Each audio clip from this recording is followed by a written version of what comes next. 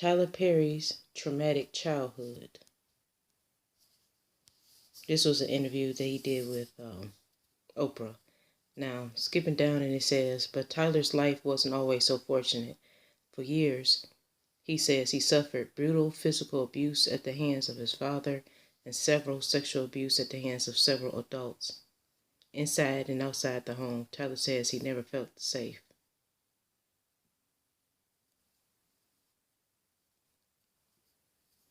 And the thing about this article is Tyler Perry, he was talking about how he was sexually abused by men when he was coming up.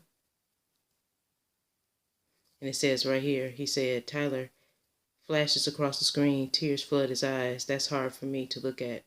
I feel like I died as a child. Violent beatings, shouting, name calling, as you see.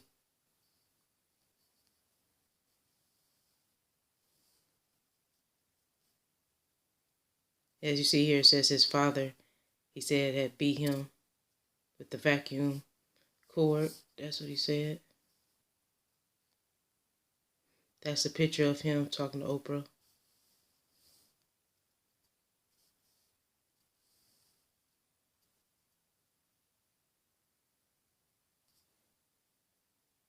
And he's talking about how Tyler worked to loosen the bolts. He says his father screamed and cursed at him.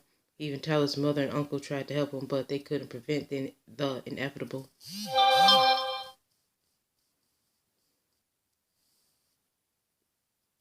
Like he had, his father had chained him to a fence and then beat him.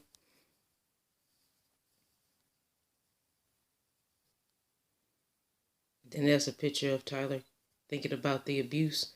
And it says, in addition to the brutal physical abuse, Tyler says he also suffered severe sexual abuse at the hands of 4 different adults.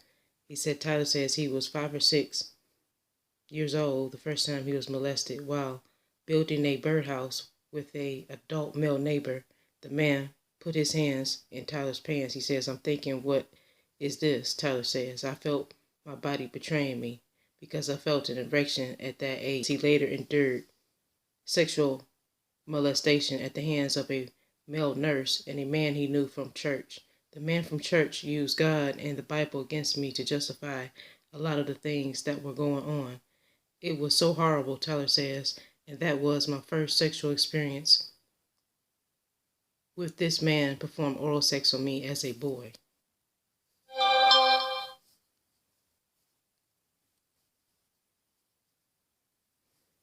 It says when Tyler was 10 years old, he says he was also molested by a friend's mother.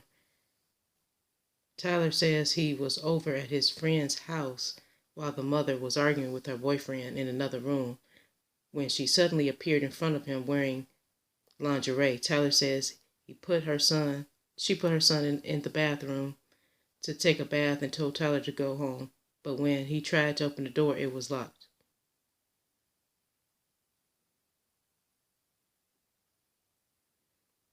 And he said, I'm 10. She says, you want to go home?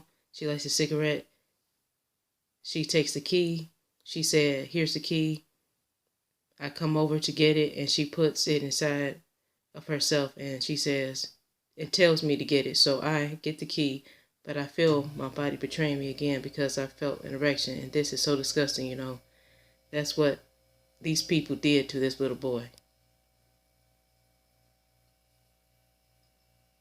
She pulled me on top of her, so my first sexual experience was with a woman. That was it. So that was his first sexual experience with a woman, something that was traumatic. Basically, you know, Tyler Perry, he has a very difficult, situation with sex. Sex for him, he's not looking at it from a good point of view. He doesn't have good memories when it comes to sex. He has very messed up memories when it pertains to sex because he was molested and people had basically ruined, the idea of sex for him. Now let's dig deeper into the messages that he was giving to people in his latest movie, Medea's Homecoming. This is a man that I'm subscribed to. I've been subscribed to him ever since he came out with this video. Okay? So anyways, I'm going to let you guys listen to this. Good afternoon, family members, YouTube subscribers, and Facebook friends.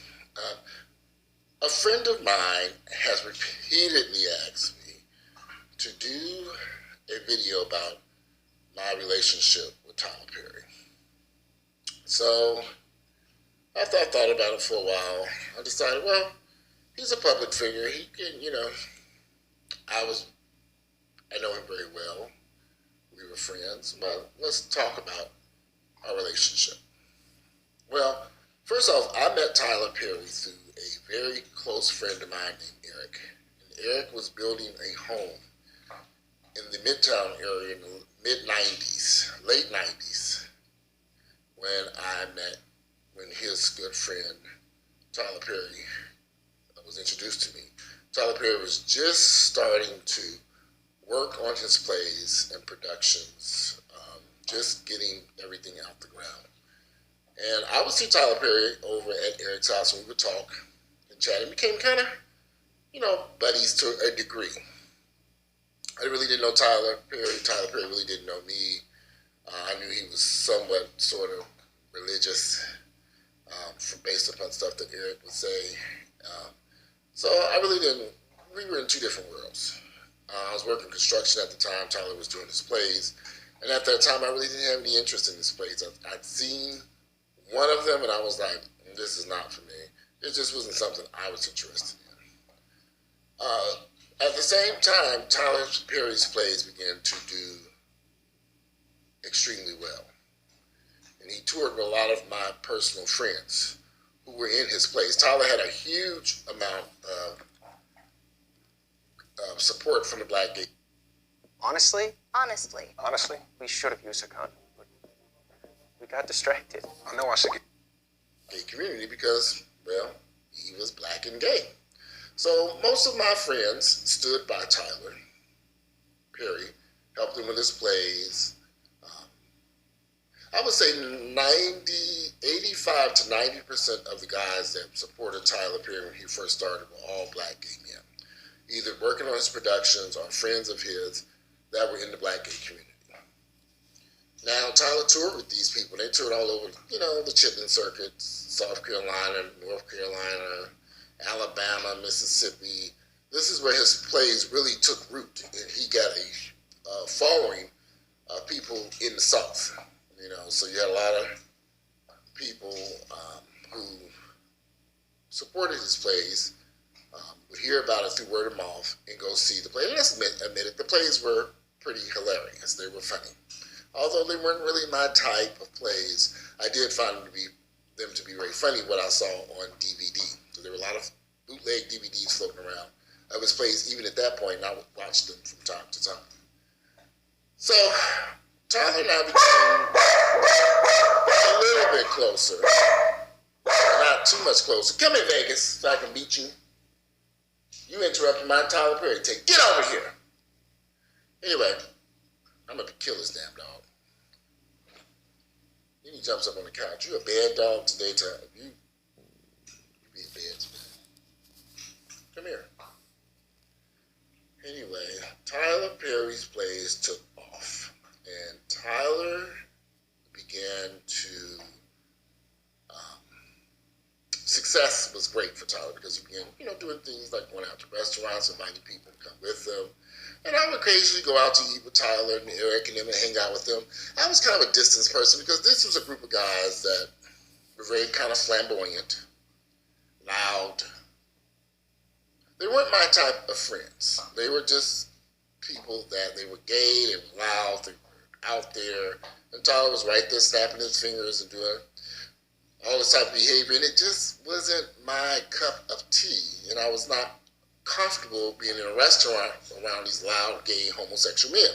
Now, I'm black and gay and proud myself, but my God, the behavior that would take place with this particular group of guys friends of Tyler's and Eric and them. It just wasn't something I could deal with on a regular basis. So occasionally I would go out to eat with them, and we would talk about the plays and Tyler's success, and have great conversations. But one day, in particular, we were at a restaurant called 10th and Myrtle, which was located at the corner of 10th and Piedmont in the Post apartment buildings complex that was just built, was practically brand new. And we met over there for dinner with Tyler and Eric and a bunch of other sissies, about 10, I would say somewhere between 8 to 10 guys. We were sitting at this table, and I just asked Tyler. Tyler made it clear that he said, "Look, no one can know that I'm gay." And I'm thinking, what? Are you looking around? Did you see all these sissies you hanging around at this table? Nobody can know that you're gay, and you sit around with all these damn sissies. I said, well, why? Why can people not know that you're gay? And he just told me, he said that if people find out he's gay, he's going to lose the support of the members of the black church members.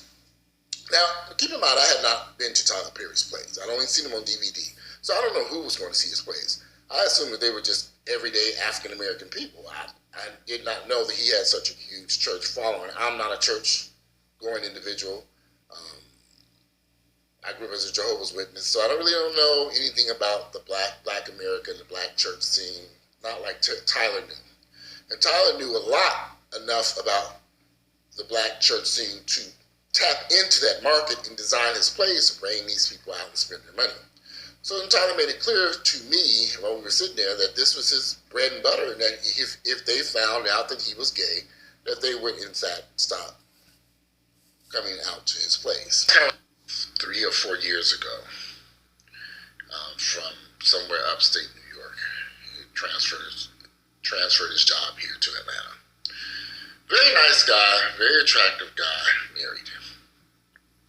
So I've always wanted to know why married men who know they are gay or bisexual, he says he's bisexual, go out and have sexual relations with men while married. His answer to the question was that he felt that it was no different than his partners who cheat on their wives with other women. I shouted that I knew and never said nothing to nobody else. So all y'all saying, y'all telling me y'all proud and preach and all of that, share this shit. Cause it's gonna save somebody else. Like, I'd rather tell a nigga off top. Like, I met a nigga the other day. Nigga fine as hell. Nigga cool as fuck. And I just flat out told him, like, hey, look, I'm undetectable, which you know what that mean, and I do too, but I just want to let you know it's my truth. You know what I'm saying? Not my truth that was destined to me by myself. It wasn't what I wanted in my life, but it happened like it did because I put my faith in a nigga who didn't have respect for theyself, period. And so when a nigga don't got no respect for theyself, if a nigga trying to fuck you flat out, straight up, off top, you need to evaluate the situation. Like, damn, why this nigga so quick to want to fuck? Why this nigga so, you know what I mean? Like, no. Live your truth and give people a chance. You just can't take people's life and think that shit is all right. That shit is not all right. It's not all right. Like, every day I take a pill and now I just don't want to be sexual with people. I don't want to. I just don't. And, I feel like, I can because niggas out here accept it, but it's just at the end of the day, I feel like the nigga that put me in the situation, you know what I mean? I feel like he owed me loyalty, but he didn't feel like he owed me shit. And so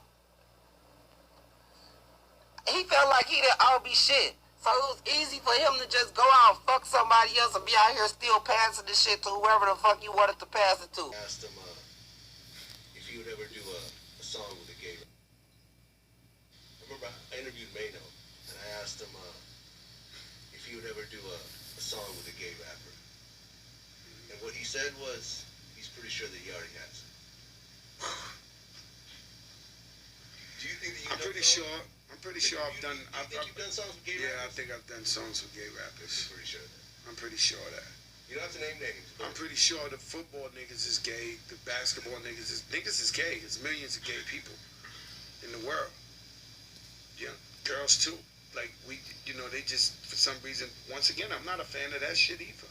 I'm a fan of, yo, I'm gay. The fuck? Like, 2011, you gotta hide that you're gay? Like, you know what I'm saying? Like, be real. Like, yo, I'm gay. What the fuck? If you gay, you gay. Like, that's your preference. You know, fuck it if the people don't like it. In a field like hip hop, which is very It's homophobic. cool. It's the greatest. It's the greatest gay market in the world. Do you think that there'll ever be an out of the closet gay It's rapper? owned. The hip hop community is most likely owned by gay. To be honest But with do you, you think there'll be an they're out owned of the by gay. closet? I happen to think there's a gay mafia in hip hop. Right. Not rappers. You know, Right. the editorial presidents of magazines, Sure. the PDs at radio stations, the people who give you award at award shows. This is a fucking gay mafia, my man. We know now that the Boule, which is a black elite society started by the Skull and Bones at Yale, and a black elite society, the Boule, which is the people who basically are chosen by the United States government or the Illuminati, let's put it that way, or the secret society, to run the black neighborhood, whether it be Afrocentric consciousness, whether it be civil rights all-stars, whether it be Bible Belt gospel, or whatever they have infiltrated all forms of society, the Boule, Sigma Pi Phi fraternity. And basically, Tom expound the black community and make sure that we are always at a deficit when it comes to getting ahead. We are marginalized when it comes to rising to our own aspect, because we always have this infiltration and this agent community that is not someone that's infiltrated amongst the grassroots, but the very heads of policymakers. So when you say the Boule is like the black elite? Yes. The black elite that tries to prevent black people from exactly. Okay. Exactly. And whatever time that black and whenever we do get some crumbs, it is always guided and controlled by the Europeans, and they make sure that we don't govern our own selves. You see, even when we think we're making a decision, the Boule and the government is behind that, because the first rule in the occult technology of power, which is the Illuminati handbook, is always be a part of all groups, fund everything. We fund the radical and the conservative. So even the most radical, a lot of times, have infiltration and can be backed by the same ruling powers, because they really don't care, because they're a secret society. So they even fund the radical. This is a form of mind control. So the Boule, but what is the code and the key that will keep a people year after year since it's been established in the early 1900s, to keep these particular people in secrecy to the point that we only hear about them in the 90s. And they continue to do these things. That is because they go under the same level of the people who started them, which is the Skull and Bones, which is the same ritual, whereas you have to have sexual intercourse with the other man, and that is your secret. That is the thing of yours. The La Costa Nostra, when they say this thing of ours, is the word for La Costa Nostra, this thing of ours. Well, what is this thing of ours? You are sworn to secrecy because of a homosexual act. So, this is why it's so ingrained and rooted on such a higher level, because I fuck you in the ass, and therefore I always have this on you. And so, therefore, our secret, you see, can always stand. Now, remember now, this is not out with a gay homosexual ring, whereas homosexual ring, whereas you gay and somebody screwed you and everybody, and you're out of the closet. There's no secrecy in that. These are for upstanding members of society, so on, quote unquote, that stand to lose everything because of the families, because of the whole social find out that they're gay. You see, usually these people are supposed to be the ultimate form of the virile male executing this fake falsehood power in these movements, is the person that is getting screwed in the behind. So therefore, it is an albatross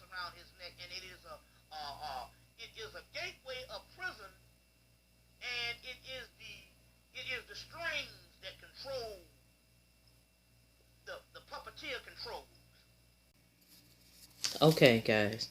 It said it's a family affair. Okay, you see that right there? It says a family affair.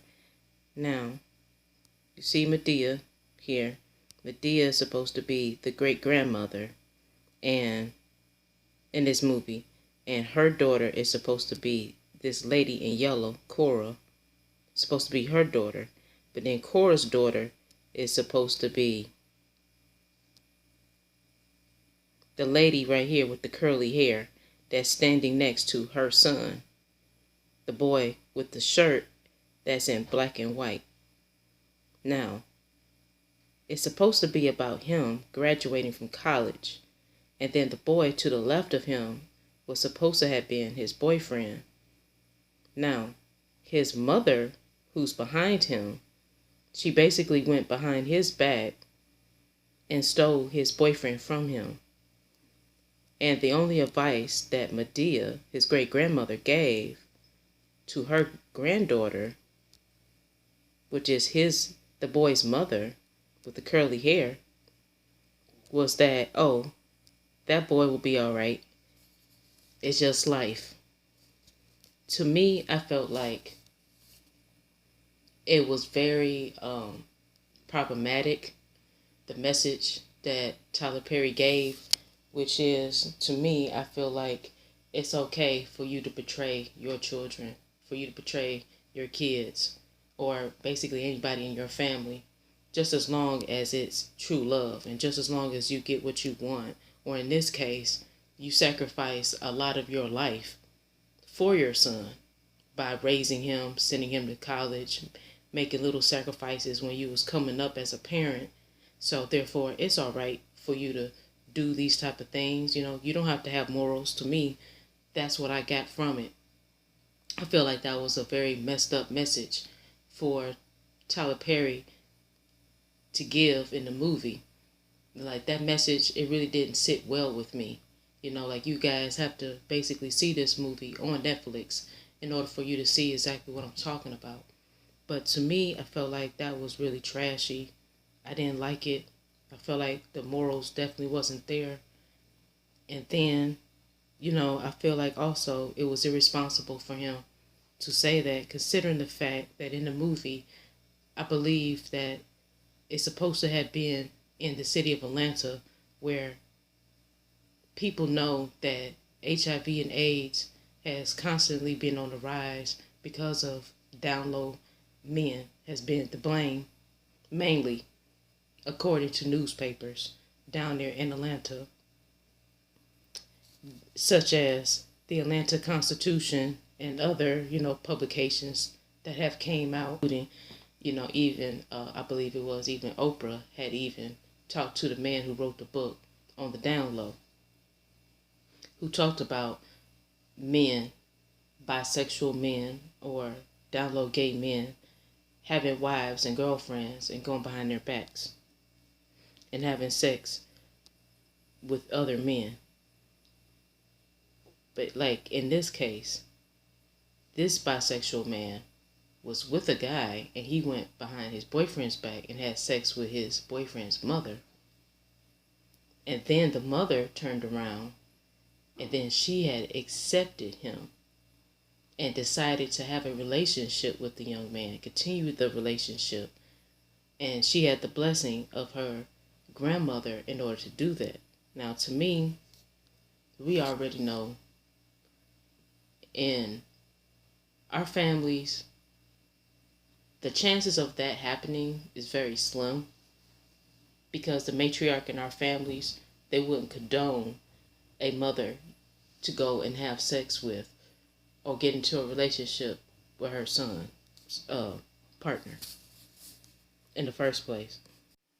Now that you know about Tyler Perry's abuse, physical abuse, sexual abuse from both men and women, I feel as though that if Walter Lee Hampton is telling the truth about Tyler Perry being a gay man, which I think he probably is, then it begs the question, maybe Tyler Perry is a gay man and that he's had a deep rooted resentment about being a gay man, because he may have felt like that homosexuality was pushed on him by him being molested at the age of 5 and 6.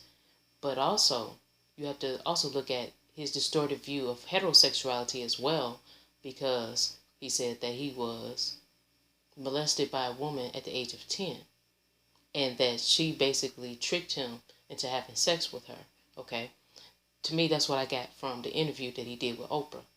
Now, I feel like if these things are true that happened to Tyler Perry in his past as a child, these traumatic experiences, I feel like, is what made Tyler Perry who he is. And I feel like from his mental state, from his subconscious mind, that he is portraying his distorted views of sexuality, both about homosexuality, bisexuality, and heterosexuality, that is being reflected in his movie, especially this one in particular. And I feel like that is very problematic to our community, because it's very irresponsible for him to push the idea and the agenda that women in our community should accept the fact that their men like to have sex with other men behind their back, and or women behind their back as well, and then spread, possibly spread HIV and AIDS throughout the community. I feel like that's very irresponsible. So now, the thing of it is this a reflection of Tyler Perry's traumatic past, or is this the agenda of the alleged gay boule and the alleged gay agenda? Please like this video if you haven't already, and also please subscribe and hit the notification bell so you can know whenever I drop a new video. Thank you.